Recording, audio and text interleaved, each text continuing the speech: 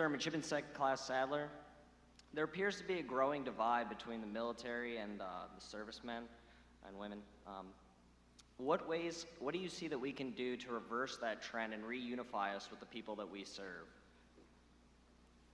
A divide between officers and enlisted? No, the American people as a whole, not just politics and the country as a whole, seem to be standing apart from the military. Oh, I see. You know, it's interesting. When General Fulford, sitting over here, who graduated from the Naval Academy, was a young lieutenant, he probably would have been very uncomfortable walking through an airport coming home from Vietnam wearing his uniform.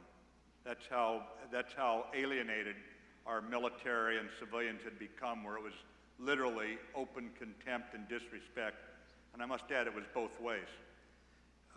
Today, if you go down to Atlanta Airport and you see some young soldier coming off the airplane with his rucksack over his shoulder, you see civilians standing up and clapping for them as they walk through. I know I've heard about this, that it's gotten more distant, but now I've only been in the military for 40 years, but I'll tell you, I've never seen it so close. Now, there is an alienation in terms of what is going on in the numbers, and I think there you have a very good point. And here's what I do about it. I go out of my way to go to colleges, and I don't have that much time to do it right now, but in past jobs, I would go out of my way to go talk at colleges, go talk to Rotary clubs, that sort of thing. You've got to get out and communicate. And if you don't go out and communicate, and you'll find there are very eager audiences, by the way, if you don't go out and do that, then people can just get lulled into complacency. You know what I mean? You just get into your own little world. And I think that what's interesting is that we are completely honorable, and people recognize that. So when you show up there, even at places where you might expect hostility, I find it very easy to make connections with those people. But I think you've got to get more American military people out, and I think it would be very helpful to have young NCOs and young officers get out there and talk more in their hometowns, in their high schools, in the clubs, in the service clubs, and that sort of thing. And just make sure we're communicating.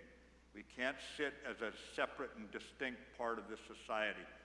But I know there's a smaller military than ever, but I sense that there's more of I'll give you an example. I'd go up and testify and in front of the Senate, and one senator would beat me up saying, this is the dumbest damn war, you know, why are we doing this? Another one would say, this is the right war at the right time and the right place. But when they were done with whatever their message was, they then said, General, what do you need? Both parties. Now, I'm a naval officer. I have got no politics. I am uninterested in it. Whoever the American people vote in, I will give a cheery aye. And if they tell me to go invade a country in a unilateral operation, I will do it. And if that president is President Clinton, he sends us to Bosnia, I will do it. If it's President Bush, he sends us to Iraq, I will do it. I believe in the Constitution. And that belief is something the American people need to hear from people who are wearing uniforms. And I think that's the way to connect with them, because we live, you live a more noble life already than most people will ever know. And you're young, and you're just trying to get through that book you got to read tonight when I get done bloviating up here. But the bottom line is, you have already challenged yourself to do something that will change you for the rest of your life for the better. And so get out and explain that to people. The American people, I will tell you, of all stripes, love everything you stand for. And the few who don't worry about it. Even Jesus of Nazareth had 1 out of 12 go to crap on him, you know what I mean?